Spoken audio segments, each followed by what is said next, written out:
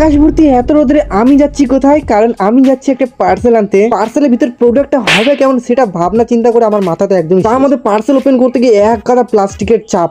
কি আর বলবো, পার্সেলটা ওপেন করা মাত্র আর একটা প্লাস্টিক, ইস আর সহ্য হচ্ছে না রে। ফাইনালি জামাটা বার হলো আর জামার কোয়ালিটি একেবারে ফালতু। তো আমি গুছিয়ে গেছি, আবার ঢুকে দিলাম যেখানে ছিল। পার্সেল দেখে মন টন খারাপ হয়ে গেলো, তাই জন্য বন্ধুর সাথে চলে গেলাম চা খেতে, প্রায় 12 থেকে 16 কিলোমিটার দূর। এমন না যে বাড়ির ওখানে আমার চায়ের দোকান নেই, কিন্তু আমরা যেখানে চা খেতে যাচ্ছি ওটা হচ্ছে বিখ্যাত চায়ের দোকান উল্ট মালদা। এখানে অল টাইম ভিড় থাকে, কারণ এখানকার চায়ের টেস্টই একদম আলাদা। তাই এক কাপ খাই তো কারো পয়সা নেই, তাই আমরা 2-3 কাপ করে খেয়ে তারপরে আমরা বাড়ি যাই, কারণ অনেক দূর থেকে আসা যায়। চাটাকে সামনে ব্রিজের দিকে যাই, দেখি নিচে কত সুন্দর জল জমে গেছে, কারণ বৃষ্টি পড়ছে কয়েকদিন ধরে, তাই সব জায়গায় জল জমে গেছে। বাড়িতে আসতে সন্ধ্যা হলো, তাই আমরা পোল্ট্রি দোকানে পোল্ট্রির মাংস নিয়ে চলে আসি বাড়িতে পিকনিক করবো। কারণ একটা বন্ধু আমার চলে আসে অনেক দূর থেকে, সবাই মিলে মাংস নিয়ে আমাদের বাড়ি চলে আসলাম। আর মা দিদি মিলে এখানে রান্না বান্না করে কষির মাংস তুলে নিয়ে আগে আমরা টেস্ট করতে করতে আমাদের ব্লগ